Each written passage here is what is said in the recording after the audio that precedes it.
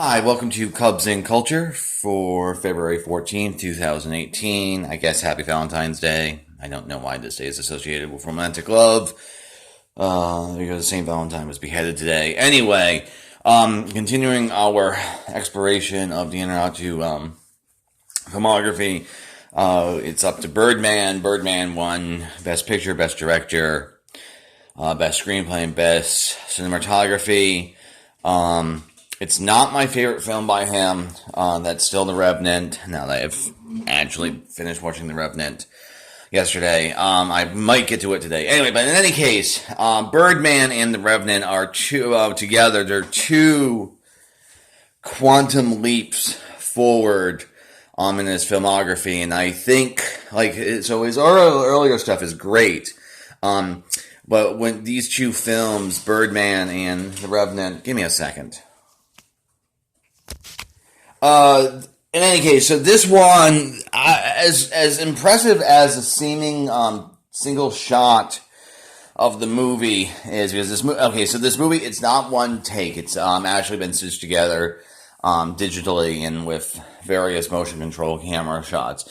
But the vast majority of the movie seems to be a single take, and that's all sort of deeply impressive.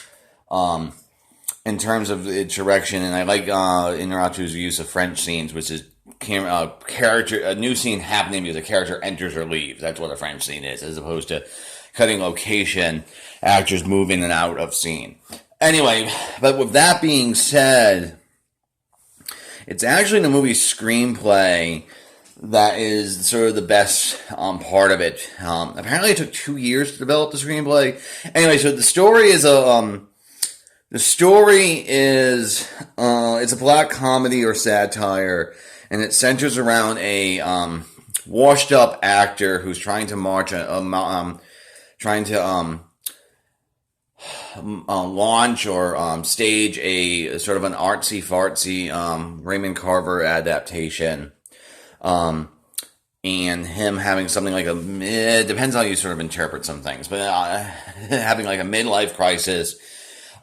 Dealing with a belligerent co-star, played by Edward Norton, dealing with family issues. His wife is divorcing him, trying to patch up that relationship. His daughter is just out of rehab. And then also dealing with, it has a lot of money sunk into this play and trying to deal with the critics. And then sort of the main sort of through line, and this is why it's sort of ambiguous exactly what's sort of thing is. The actor, his name is Regan. He's famous for playing this superhero character, Birdman, which is from 91, 92. And he stopped doing it after Birdman 2. And Birdman in the film, it's either... it depends on how you interpret it. There's contradictory evidence in the film. It's either a fantasy film or a magical realist film where Regan's becoming Birdman and getting Birdman's power. So he's able to move objects with his mind. Or the guy's going through a mental breakdown from a mental psychotic break of reality, and he only thinks he's getting the guy Birdman's power. In any case, Birdman, the character, is supposed to be it's extremely funny, but this character sort of as the person's ego or sense of self or self-worth is just yelling at him, Regan, to get his fucking act together, that they were top of the world, and so he needs to go back and become Birdman so it can be popular again. And so it's that sort of thing. So there's a lot of different sort of tensions here, between what does it mean to be an artist or a creative person trying to be popular versus popularity versus prestige. Who are you trying to please, the masses or the critics, or just yourself, etc. And then it's sort of so there's that. Now, the big in-joke of the film, on sort of the most basic reading of it, is Michael Keaton plays the wash-up actor starring an artsy-fartsy project to try to escape his superhero past. Called Birdman. And Inarritu would not have made this film if Michael Keaton was not the star. Now, obviously, that's an in-joke about Batman, but here's the thing. Having rewatched the film, that's sort of the first layer of satire, and that's funny. But really, when you talk about this, if you interpret his powers as a mental health issue, it's actually a very deeply moving portrait of a man just falling apart because of all the various pressures of being commercially successful, his family, being true to himself, his ego yelling at him, etc. If you interpret it like a fantasy, then, of course, it's actually a fantasy film, so it's not really an artsy-fartsy project. So superheroes are not sort of destroying the culture. They're sort of helping the culture because people like fantasy. So it really does depend how you interpret it. And I like that it's possible to do both. With that being said, I think the easiest way of reading sort of the butt of the joke here is actually, it's sort of actually a very self-deprecating movie, in that I think the two butts of the jokes are actually the method, as in method acting, and then critical theory. So let me handle method acting first. Method acting, Daniel Day-Lewis is famous for doing this. It's acting in which the person tries to, as close as possible, replicate so if you're playing a coal miner, you go mine coal for a couple of months to get the feeling of it. Or if you're gonna be drunk, if a scene calls for you to be drunk, you don't play drunk, you just get drunk. Or to use some Daniel Day-Lewis examples in There Will Be Blood at the end, where his character is throwing a bowling ball at Paul Daniels' character. He insisted on using a real bowling ball to stay in the moment and being following the method, where the method acting is trying to be as real as possible. Now, so I think that's sort of the butt of the joke, is the main sort of jackass and sort of the funniest person. All the characters have different layers and are very human in the end, but sort of the big source of antagonist is Mike, who's played by Edward Norton. There's also an in-joke about this, because Edward Norton's apparently a jackass who's hard to work with. Mike's a jackass who's hard to work with.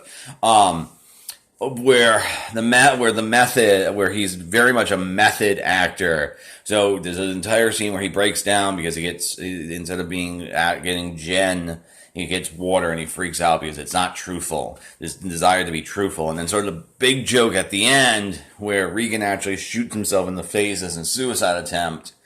And critics accept that as super realism. Like, that's horrible, and that's sort of the joke. And the thing is, method acting as a thing has been around for 50, 60 years. And there's this actually great so there's complications whether or not this is a good idea for acting or whether or not it actually counts as acting. So, that's sort of the joke of the movie, because, of course, is Michael Keaton really acting here if he's playing a washed-up actor who was famous as a superhero? In any case, let me just tell this really interesting story for a moment. Give me a moment. Because it sort of encapsulates what I think of method acting and how it can be it's such a weird thing. Okay, so Laurence Olivier, who was one of the great British actors from the mid-20th century, towards the end of his career was working with Dustin Hoffman, and Dustin Hoffman is a very famous sort of method actor. So on Midnight Cowboy, he actually, for his audition, he just went on the street and pretended to be Ratso, and begged for money from the director, then introduced himself as Dustin Hoffman. And so anyway, I don't remember which film it was on. Maybe Coal Miner's Daughter. Anyway, so Laurence Olivier and Dustin Hoffman was talking about acting and playing up a scene, and Hoffman started to tell this long story about how, again, I think it was a coal miner, where he became a coal miner for 2-3 weeks, and how much of back-breaking work and everything like this, and how he had to get in character and actually do it for real, make sure it was authentic. Doing the method. Laurence Olivier listened, and at the end of it, he said, "Huh, why don't you just try acting, my boy?" Meaning, just get up there and perform. You're playing pretend. You don't. The point of it is not to be real, to be sort of acting, in it. And so, so that's what the method acting. I think that's one of the reasons why I like this movie as much, because it kicks method acting in the pants. Basically, that's also why the camera is a single take, because that's as close to method as you can get for direction. The other sort of thing, it's sort of a for the butt of the joke, is critical theory, because on Regan's mirror at the beginning of the film, there's this saying that a thing is the thing, not what is said of the thing. And it's supposed to be like a motivational quote, etc. And it's not that the critic character is necessarily a bad person, because she ends up giving a review. So it's not sort of anti-critic as a class of people. It's anti-critical theory that it's not really about... that art isn't really about what we say about art. It's about what that the movie is picking on people discussing what the film is about, like people discussing film as a medium.